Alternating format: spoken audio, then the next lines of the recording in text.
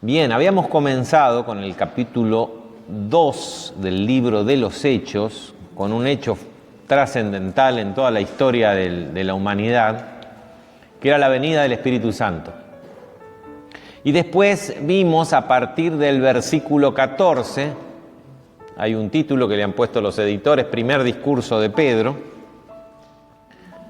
donde ya empezamos a ver los efectos prácticos de la influencia del Espíritu Santo en las personas, más allá del milagro, de las lenguas y del estruendo del viento y de todos esos sucesos maravillosos que acontecieron.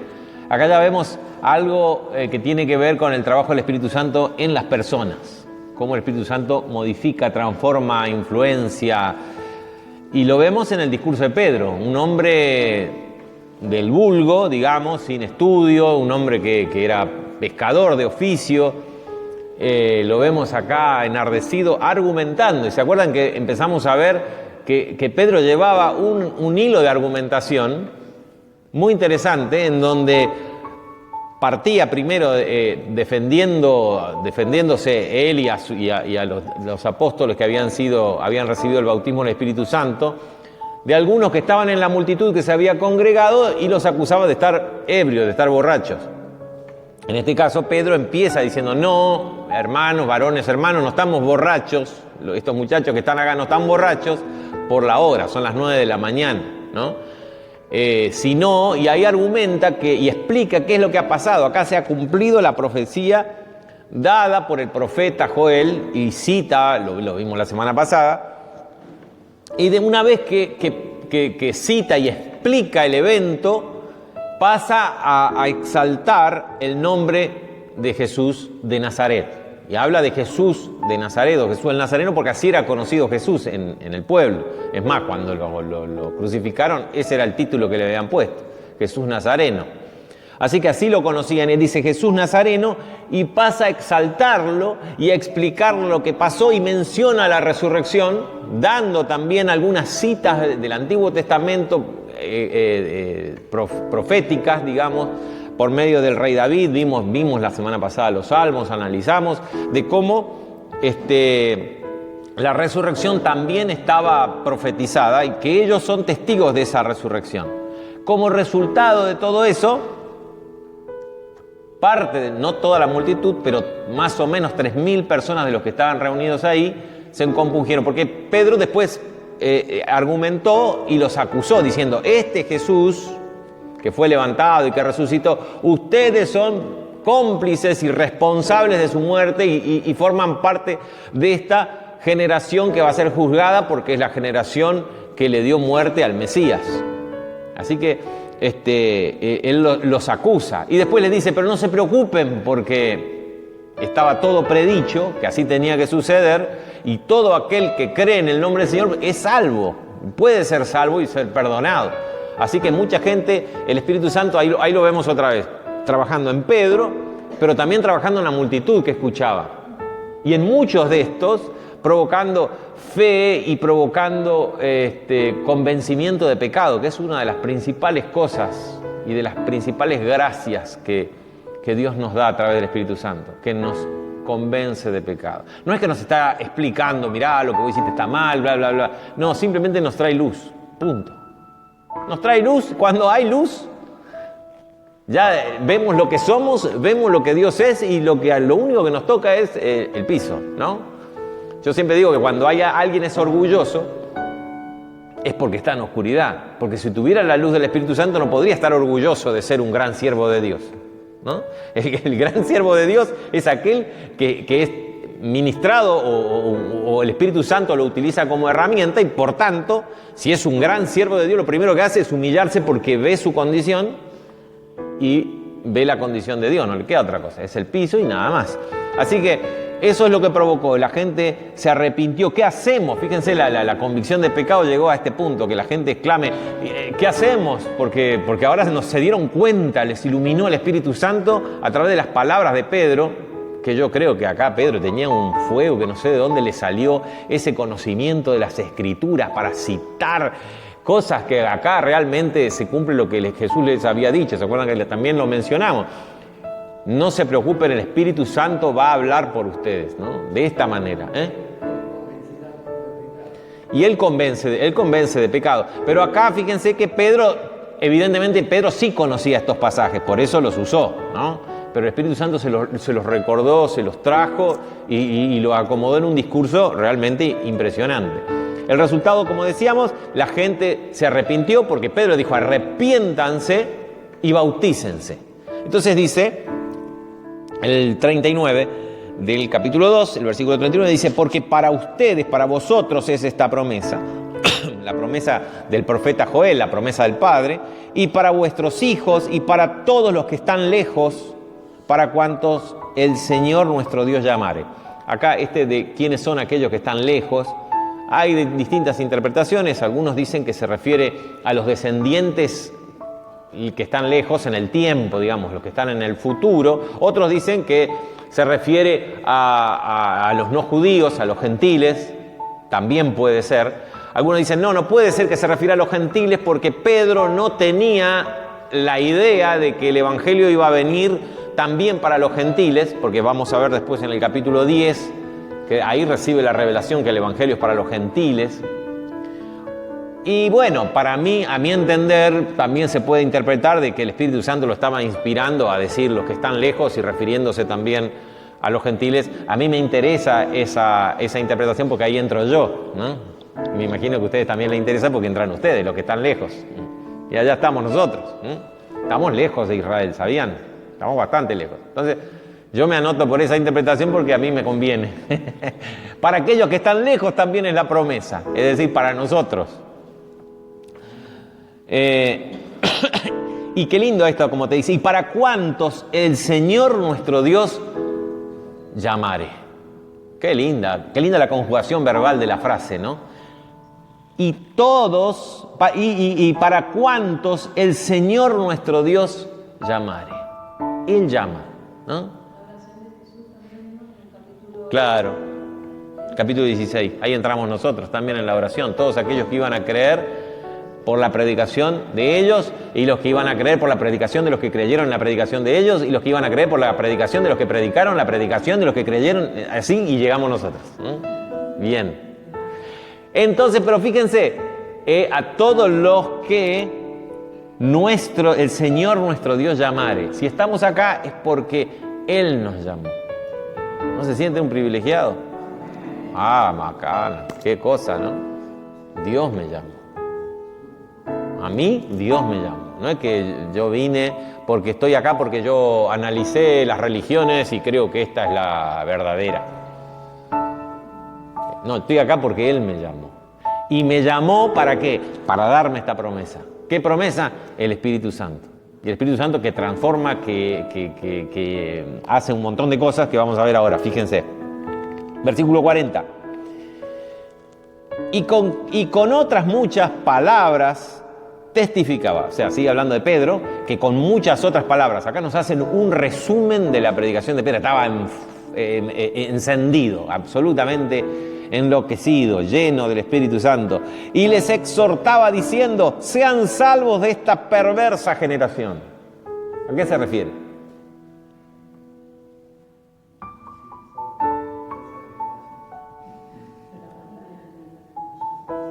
¿Por qué era perversa esa generación? Más allá de que todas las generaciones son perversas. Pero esa generación eran responsables de la muerte. Ellos dijeron: que la sangre de Él sea sobre nuestras cabezas, no importa. Ellos se hicieron cargo.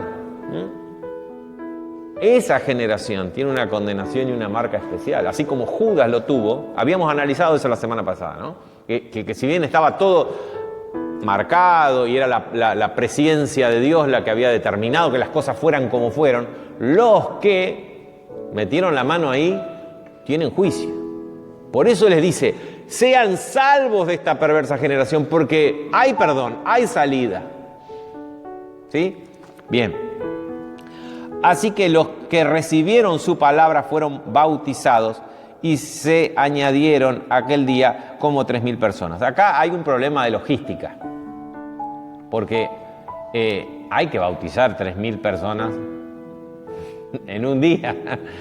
Entonces, hay un problema de organización y logística. Yo no sé, me imagino a Vicente con una manguera tratando de llenar una pileta, o no sé qué habría ahí para bautizar a 3.000 personas. La idea es que, acá es un resumen básicamente. No se olviden que Lucas está tratando de describir hechos indescriptibles, tratando de ponerle palabras, ¿no?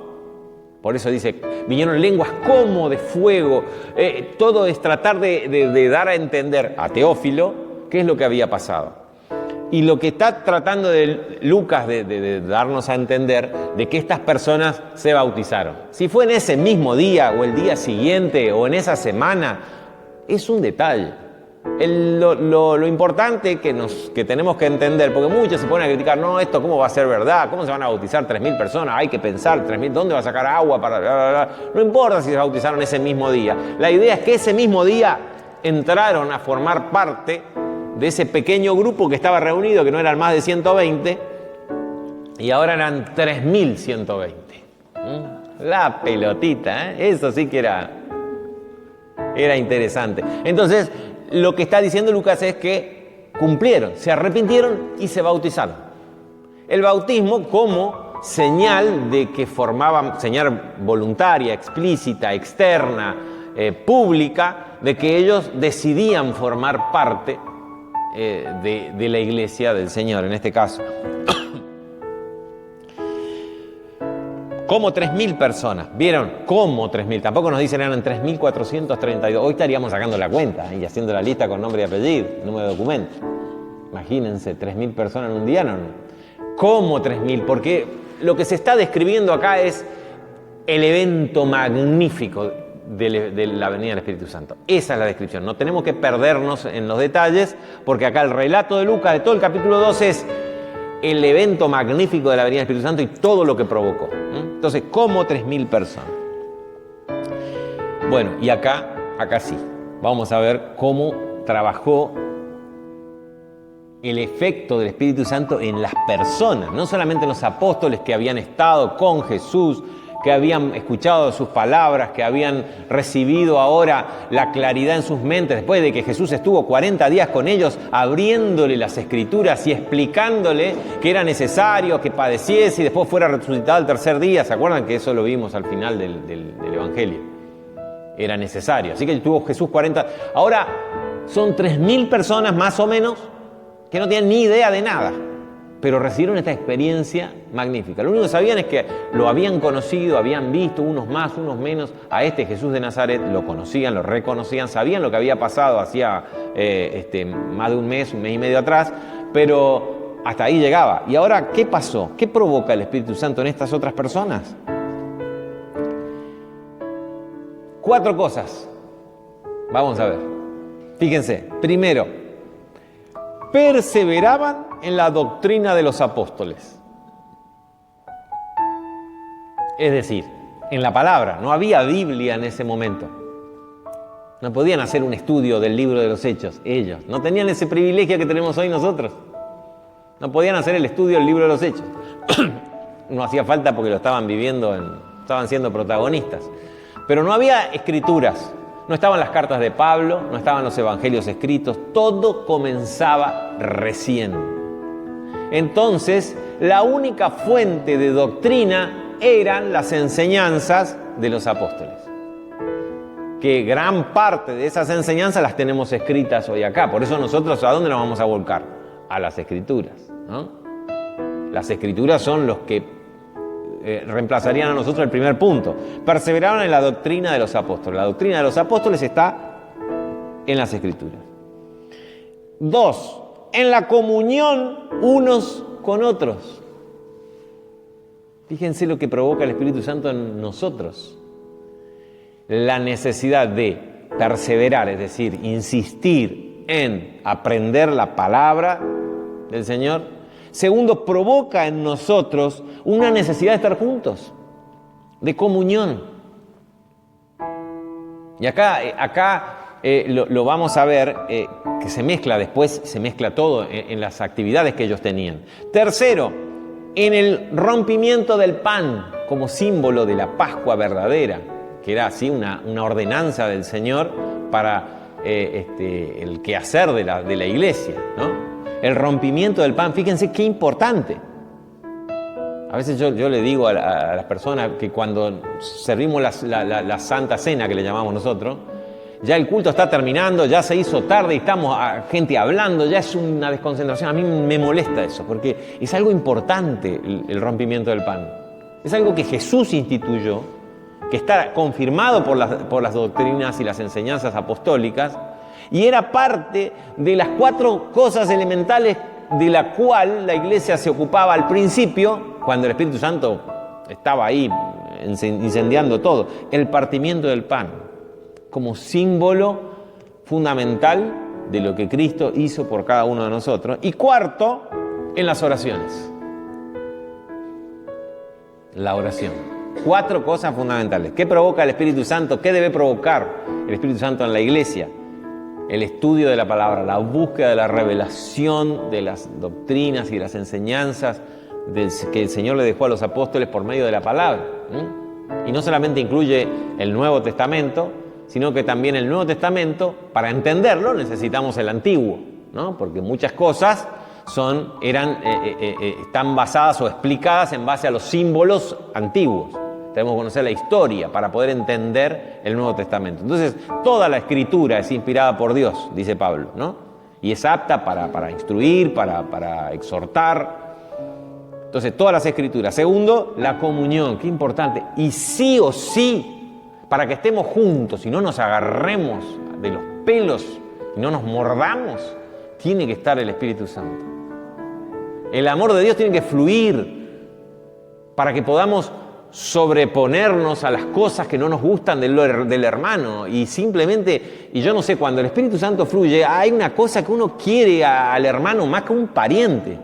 Es impresionante la comunión esa que provoca el Espíritu Santo, el amor de Dios entre nosotros.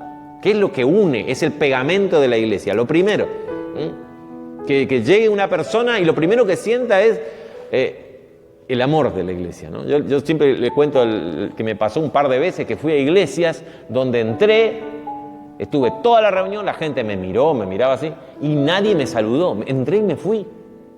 Dije, nunca más vengo acá, porque la verdad fui porque tenía amigos o porque tenía algún compromiso, nada más, pero comparando digo, la iglesia, una iglesia viva, una iglesia está marcada por ese espíritu que nos junta, que nos hace que si tenemos problemas nos pedimos perdón, que si tenemos alguna situación complicada tenemos la capacidad, el conocimiento que nos da el conocimiento de la doctrina para perdonar y para aceptar el perdón, para humillarnos, porque todos los problemas, ¿saben dónde se basan? Cuando hay diferencias y problemas, en el orgullo. Ese es el problema es el orgullo, el ego, claro.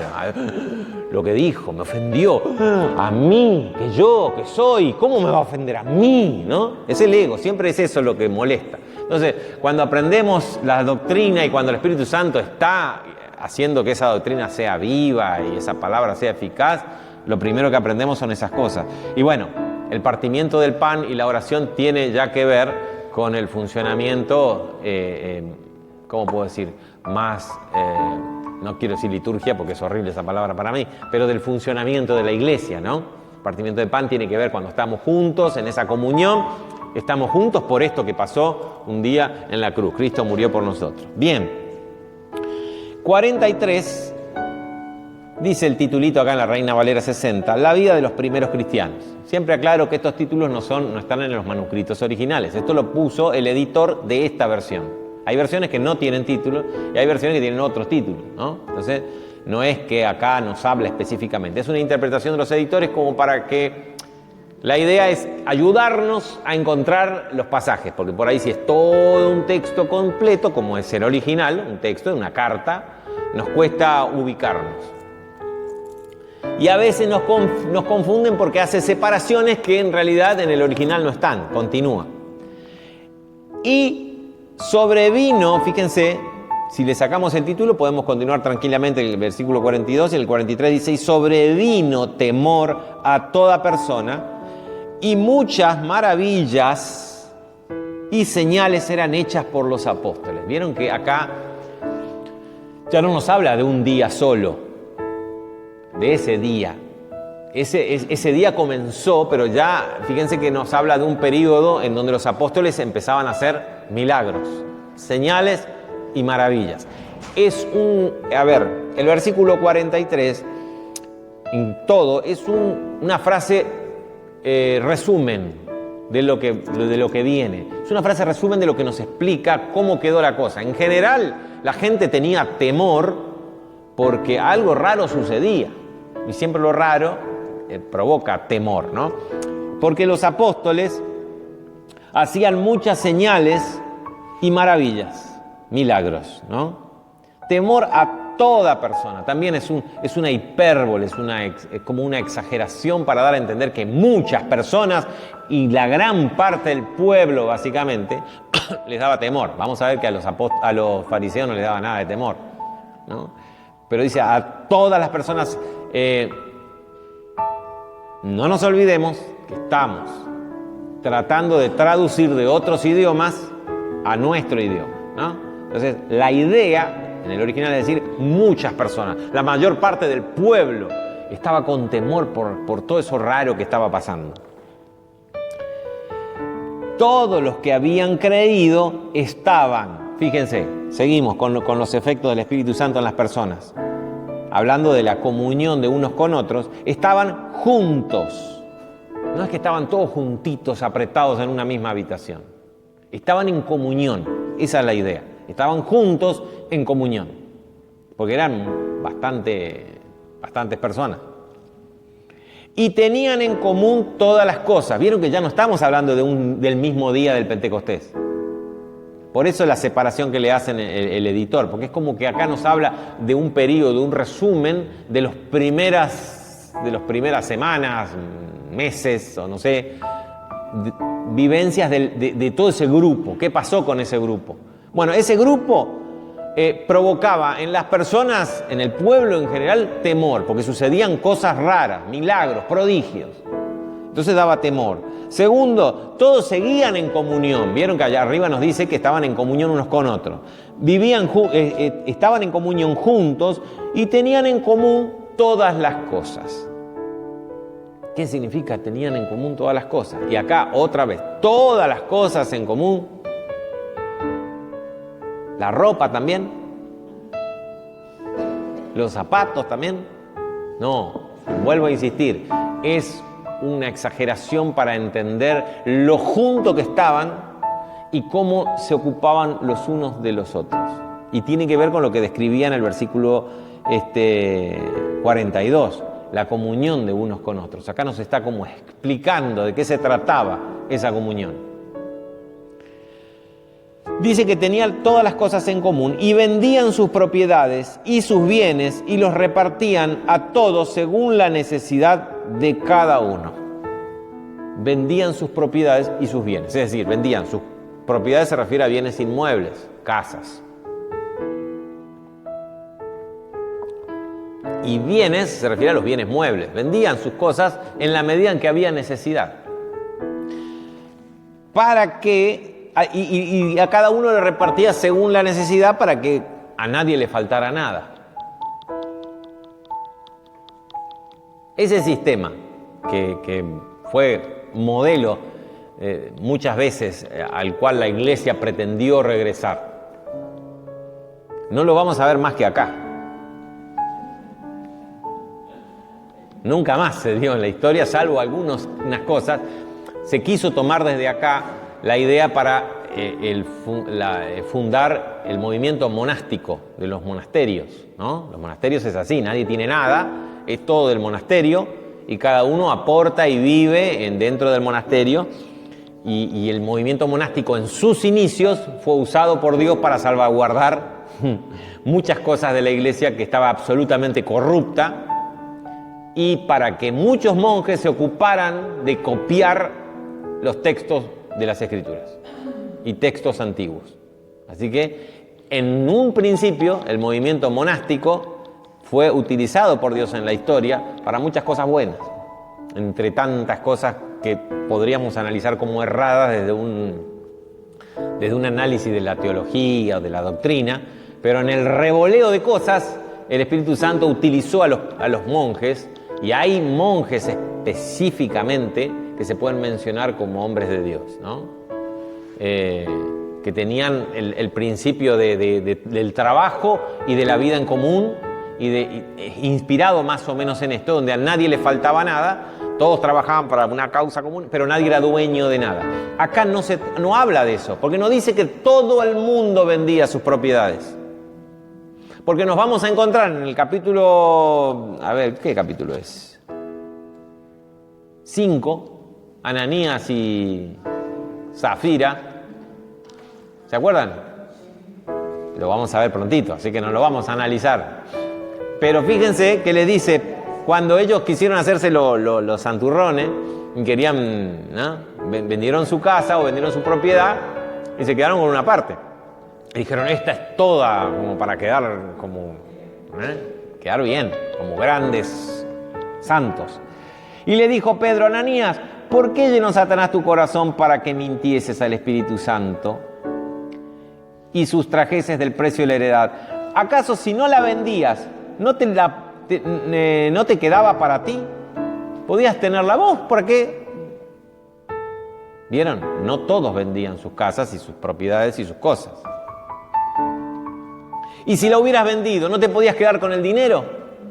Pero para lo que acá recrimina Pedro y castiga a Dios es el intento de quedar como espiritual mintiendo, ¿no? Eso lo vamos a ver después cuando lleguemos.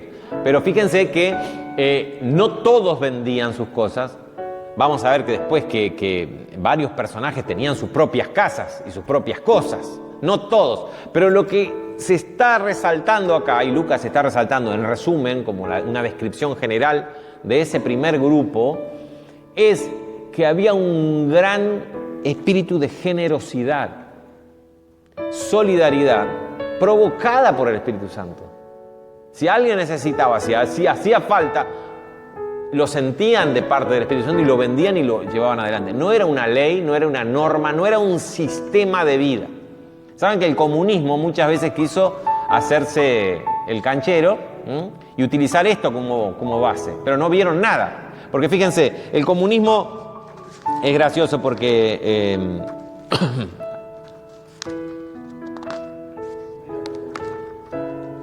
a ver, acá tengo un texto muy interesante que ahora no lo encuentro porque no veo. Pero está acá, en alguna parte. No, si yo lo marqué, tengo que encontrarlo. Y mis anteojos también en alguna parte están, yo sé. Sí, no sé dónde lo dejé tampoco. Bueno, no importa. Pero el comunismo, ¿qué dice? La idea del comunismo no es dame porque yo necesito, ¿no? Esta idea de que provoca el Espíritu Santo es yo te doy porque me sale de darte nada más. No es una exigencia, acá no es un sistema, ¿no? Acá no está hablando de igualamiento o lo que hoy se llama el derecho a la igualdad, que no existe. El derecho a la igualdad no existe, ¿no? Acá no está el espíritu piquetero. Vos tenés, yo no tengo, vos me tenés que dar. Eso no. Acá es, yo tengo, siento del Espíritu Santo y te doy. Lo que tengo, te doy. Punto. Lo tengo que decir porque hoy cunde ese pensamiento, ¿no? Yo no tengo y aquel tiene. Aquel es malo. Hay que sacarle para que me den a mí, porque tenemos que estar iguales. El pequeño detalle es que aquel tal vez trabajó para tenerlo, ¿no? Pequeña diferencia a veces, ¿no? Bueno, así que acá no podemos basar, esto no es comunismo, ni socialismo, ni comunismo, ni nada, ni colectivismo, ni nada de esas cosas, ideologías que cunden hoy. Esto es simplemente el fruto del Espíritu Santo y lo que nos está diciendo que el Espíritu Santo llega hasta los bolsillos. Caramba, ¿no? Ahí no me gusta. Hasta el corazón, hasta la panza puede ser, hasta la barriga, pero a los bolsillos, eso es lo que está diciendo acá, que el Espíritu Santo atravesó todas las personas, el amor, la comunión unos con otros, el aspecto social, emocional de las personas, el aspecto intelectual de las personas, porque perseveraban en la palabra, estudiando, verificando, aprendiendo, y también los bolsillos y todo lo que significa los bolsillos, ¿no? Qué bárbaro, ¿no? Lo que produce el Espíritu Santo. Solidaridad, dar de nuestro tiempo. Y si no tenemos plata, ya vamos a ver lo que pasa. Ya vamos a ver acá con el capítulo 3. ¿Qué pasa cuando nos toca el bolsillo y no tenemos plata? Dice que perseverando, dice el 46, perseverando unánimes cada día en el templo. Fíjense cómo ellos seguían cumpliendo con todos los rituales del judaísmo, porque eso es lo que sabían, es lo que hacía Jesús también. Así que ellos seguían perseverando cada día en el templo, es decir, cada día había horarios de oración y ellos iban y participaban, pero además partían el pan en las casas. Porque ¿dónde se reunían? En las casas.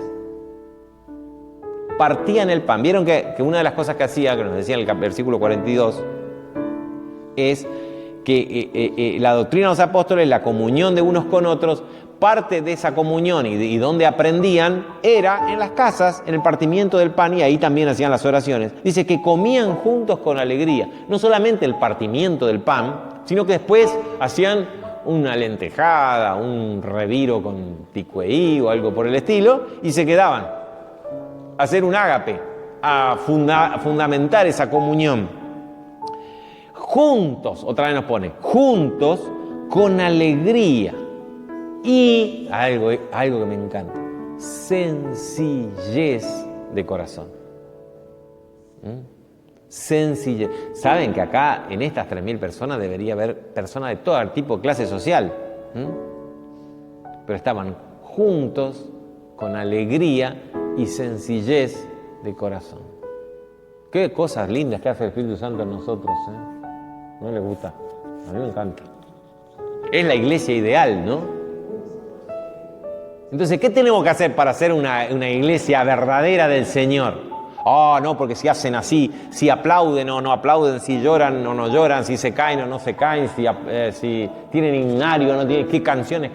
No, acá lo que se ve, si la iglesia es del Señor o no, más allá de la locura de cada uno, es si vemos los efectos del Espíritu Santo entre nosotros.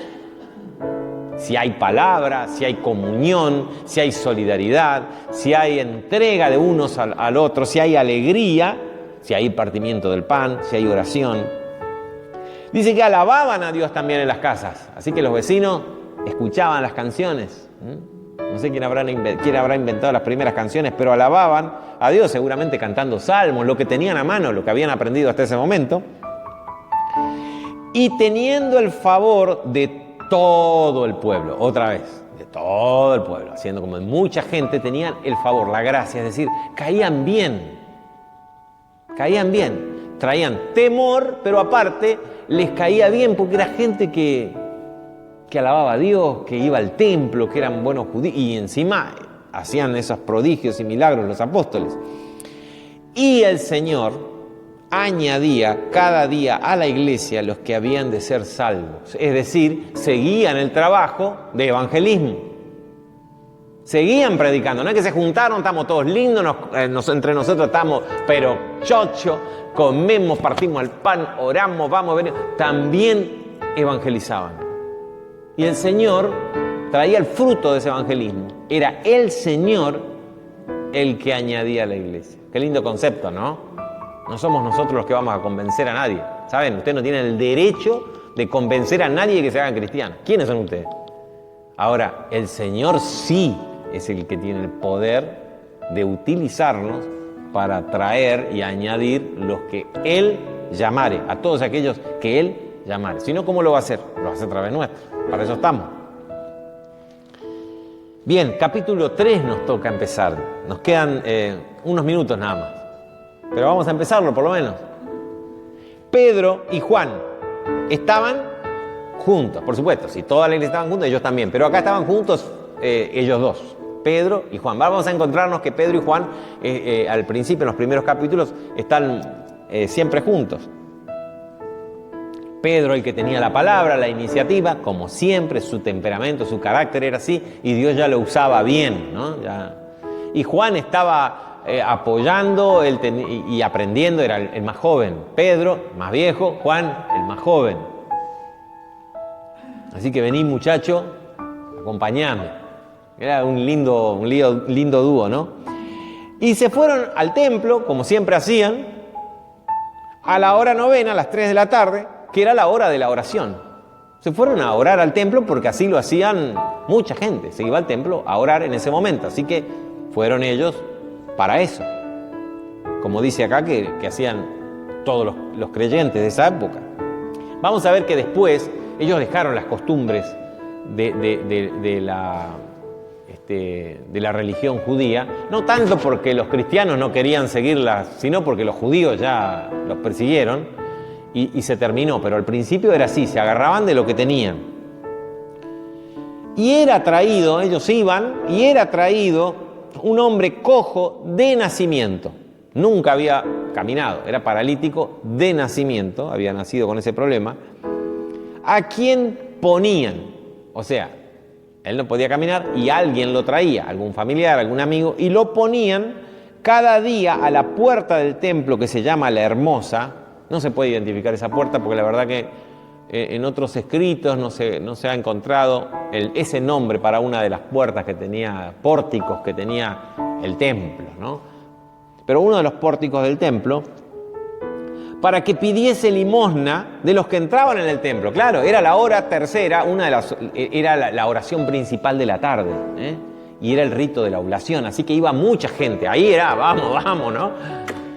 Ahí había mucha gente para pedir, así que lo llevaban, lo dejaban en la entrada para que cuando venían mucha gente a esa hora, él pudiera pedir limosna.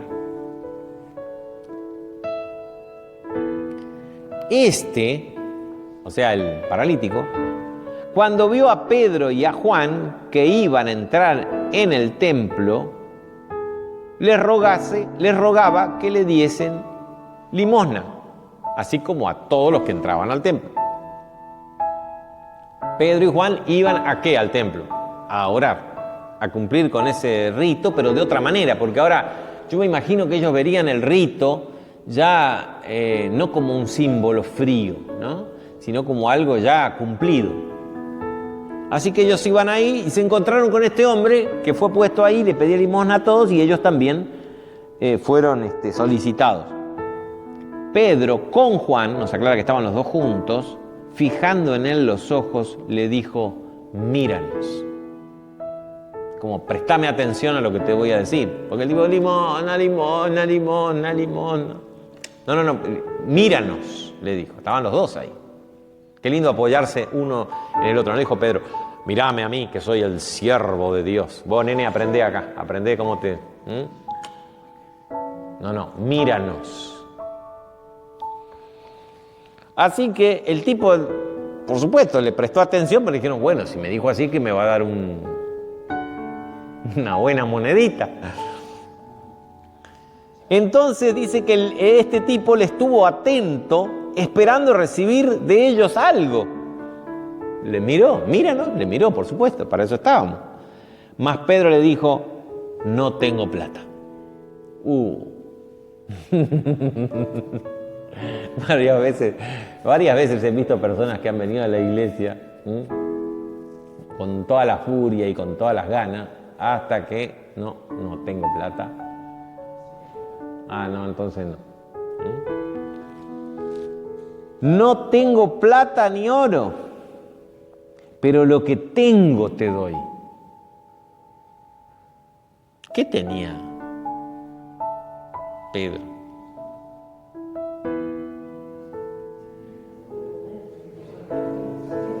Tenía el mensaje de salvación. Y el mensaje de salvación incluía manifestación del poder de Dios. Qué conciencia, a mí lo que me llama la atención y me golpea cuando leo esto, es la conciencia que ellos tenían, que en este caso Pedro muestra de lo que tiene.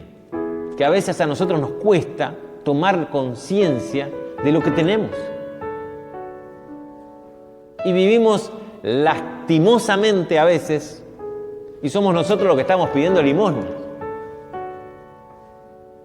Y acá vemos cómo Dios tocaba el bolsillo de alguien y no tenía, el Espíritu Santo tocó el bolsillo de Pedro y no tenía un mango el pobre, pero tenía otras cosas, mucho más importantes, que le iban a ser mucho más provechosas que una gran limosna que él podía dar.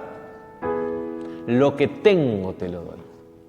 Y la capacidad, bueno, yo tengo algo precioso, pero no sé cómo darlo, te lo doy. La capacidad de darlo, eso solamente nos da el Espíritu Santo, de transmisión, porque lo que Él nos da es espiritual y Él es el que nos da la capacidad de transmitirlo. Y dice, lo que tengo te doy en el nombre de Jesucristo de Nazaret, levántate y anda. A ver, lo que tenía, lo que tengo te lo doy en el nombre de Jesucristo de Nazaret, levántate. ¿Por qué le dijo míranos? Buscaba expectativa, ¿no? Que la persona esta tenga expectativa de recibir algo. Y lo dijo con tanta seguridad que provocó en él un reflejo de fe, porque esperó recibir algo. Lo que tengo te lo doy en el nombre de Jesucristo de Nazaret. Fíjense, vuelve a decir lo mismo, pero acá agrega a Jesús de Nazaret esta partícula Cristo, que es el Mesías. A Jesús de Nazaret, el Mesías. Se lo dice. En el nombre del Mesías, Jesús de Nazaret, ese que todos conocen por Jesús de Nazaret, pero que es el Mesías, levántate y anda. Y tomándole por la mano derecha, lo levantó y al momento se le afirmaron los pies y tobillos. El tipo sintió, por eso se paró, sintió algo en sus tobillos y en sus pies, que ahí se ve que donde tenía el problema, la deformidad o no sé qué cosa, que le impedía caminar. Y saltando se puso en pie, de un salto se puso en pie el tipo. Y anduvo, y entró con ellos en el templo, andando y saltando y alabando a Dios. No solo recibió sanidad, algo pasó en la transmisión de todo lo que Pedro le dio, que según Pedro él lo tenía con seguridad, que no solamente provocó la sanidad, que es un milagro. ¿Saben que este tipo se murió después? Y saben que los pies esos que se sanaron se pudrieron y terminó en la nada, pero su corazón y su alma eternos. O sea, a veces tanto necesitamos una sanidad y pedimos a Dios como que es lo más importante en nuestra vida, ser sanos, ¿no? ¿Y cuántas personas sanas se sanan y después se mueren y terminó? Lo importante del otro, lo más importante de acá del milagro, de lo que Pedro le dio, es esto de haber con ese milagro reconocido el nombre de Jesús de Nazaret como Mesías. Jesús, ¿sabe lo que significa? Dios Salvador. Salvador y Mesías, ¿no? Que le regala, porque fíjense, no es en mi nombre, ahora vamos a ver después, en la semana que viene, ¿no? En el segundo discurso de Pedro, que aprovecha todo este revuelo que se armó, porque fíjense, vamos a terminar de leer, dice, entró al templo andando y saltando y alabando a Dios, y todo el pueblo lo vio andar y alabar a Dios, y le reconocieron que él era el que se sentaba a pedir limosna a la puerta del templo, la hermosa, y se llenaron de asombro y espanto por lo que había sucedido. ¿Vieron que antes nos decía, y la gente tenía temor por las señales y milagros que hacían los apóstoles? Como resumen, ahora nos empieza a contar algunas cosas. ¿Por qué tenían temor? Y más vale que daba temor. Si ese tipo lo conocían, siempre lo ponían ahí todos los días. A la hora de la oración, cuando iba mucha gente, ahí lo sentaban y el tipo ahí, todo el mundo lo veía cuando pasaba, ¿no? Y ahora, claro, provocó este espanto y admiración y asombro. ¿Qué será esto que está pasando? Fíjense qué maravilla. Y tenemos que terminar. Pero tantas cosas acá, ¿no? Que lo estamos pasando un poquito por arriba, haciendo algunas entraditas como para que no se resbale tanto el texto, pero está bueno para que lo vuelvan a leer y lo mediten detenidamente, palabra por palabra, porque es un resumen, pero cada palabra yo creo que Lucas la habrá buscado para colocar, para tratar de describir, y tratemos de imaginar lo que sucedió y cómo ese mismo Espíritu Santo que hizo semejante maravilla es el mismo que ha sido prometido para ellos y para nosotros que estamos lejos. Para nosotros. Entonces tenemos que pensar y replantearnos muchas cosas que tenemos en la cabeza, muchas cosas que creemos que son verdades absolutas para nosotros, empezar a replantearnos, a aflojar, porque el Espíritu Santo necesita eso, que nosotros aflojemos. Cuando empezamos a aflojar ciertos criterios, ciertos dogmas que para nosotros son así, tiene que ser allá, y dejamos que nuestra mente deje de meternos pensamientos y dejarnos que el Espíritu Santo con su palabra meta sus pensamientos, varias cosas van a cambiar en nosotros. Por la luz que el Espíritu Santo trae a nuestro corazón.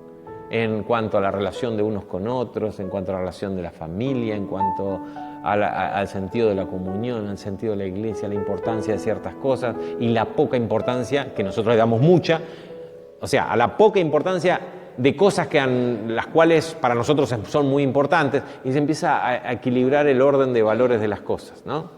Porque eso hace el Espíritu Santo, nos va cambiando eso, cosas que eran importantes dejan de serlo y cosas que no tenían importancia, a la pucha, esto es importante.